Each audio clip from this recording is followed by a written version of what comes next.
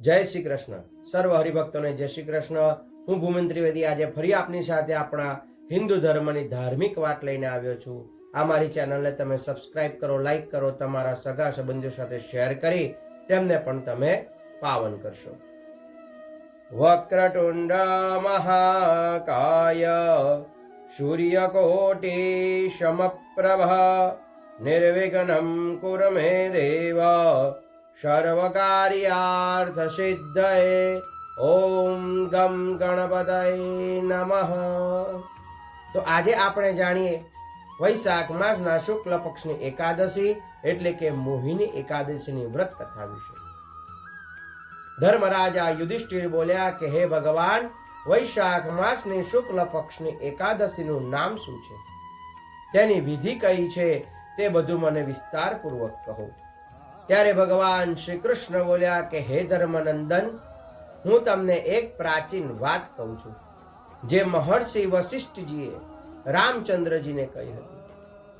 શ્રી રામ બોલ્યા કે હે ગુરુદેવ, તમે મને કોઈ એવું વ્રત જણાવો કે જેનાથી મારા સમસ્ત પાપ અને દુઃખ બધા નષ્ટ થઈ જાય. મેં જનક નંદનીની શ્રી સીતાજીના વિયોગમાં ઘણા દુઃખ ભોગવ્યા છે, તેથી હવે તમે કોઈ વ્રત બતાવો. મહર્ષિ વશિષ્ઠ બોલ્યા કે હે રામ, તમે સુંદર મને પ્રશ્ન કર્યો છે. તમારી બુદ્ધિ અત્યંત શુદ્ધ અને પવિત્ર છે. તમારા નામના સ્મરણ માત્રથી મનુષ્ય પવિત્ર થઈ જાય. તેથી તમારો આ પ્રશ્ન લોકહિતમાં અવશ્ય કામ આવશે. વૈશાખ માસના શુક્લ પક્ષની એકાદશીનું વ્રત કરવાથી મનુષ્યના સમસ્ત પાપ તથા દુઃખ કપાઈ જાય છે. આ વ્રતના પ્રભાવથી મનુષ્ય મોહ જાળમાંથી છૂટી જાય છે. તેથી હે રામ, આ એકાદશીનું વ્રત દુઃખી મનુષ્યોએ અવશ્ય કરવું જોઈએ. મોહિની એકાદશીના વ્રતથી મનુષ્યના સમસ્ત પાપ નષ્ટ થઈ જાય છે. હવે તમે આ વિશે એક કથા ધ્યાનપૂર્વક સાંભળો. સરસ્વતી નદીના કિનારે ભદ્રાવતી નામની એક નગરી વસેલી હતી. આ નગરીમાં સોમવંશીય ધૃતમાન નામનો એક રાજા રાજ્ય કરતો હતો. એ નગરીમાં ધન ધાન્યથી પૂર્ણ એક વૈશ્ય રહેતો હતો. તેનું નામ ધનપાલ હતું. તે અત્યંત ધાર્મિક તથા વિષ્ણુ ભક્ત હતો. પોતાના નગરમાં તેને અનેક ભોજનાલય, પરબ, કુવા, તળાવ, ધર્મશાળા આદિ બધું બંધાવ્યું હતું. તેને રસ્તાના કિનારે આંબો, જાંબુ, લીમડા આદિ વૃક્ષો પણ લગાવ્યા હતા.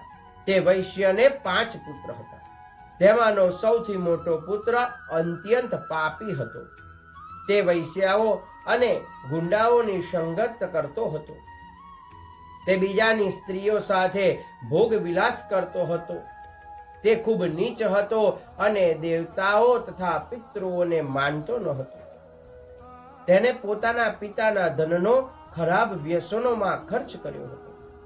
તે મદપાન તથા માંસ ભક્ષણ કરતો હતો. તેથી તેના પિતા તથા ભાઈઓ તથા કુટુંબીજનો તેને ઘરમાંથી કાઢી મૂક્યો. ઘરમાંથી કાઢી મૂક્યા પછી તે પોતાના આભૂષણ તથા વસ્ત્ર વેચીને પોતાનું ગુજરાન ચલાવવા લાગ્યો. ધન નષ્ટ થઈ જતા વૈશ્યાઓ તથા ગુંડાઓએ પણ તેનો સાથ છોડી દીધો છે. હવે તે રાત્રિમાં ચોરી કરવા લાગ્યો.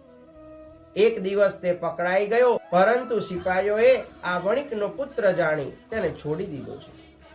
તે બીજી વાર પકડાઈ ગયો અને રાજાએ તેને જેલમાં બંધ કરી દીધો.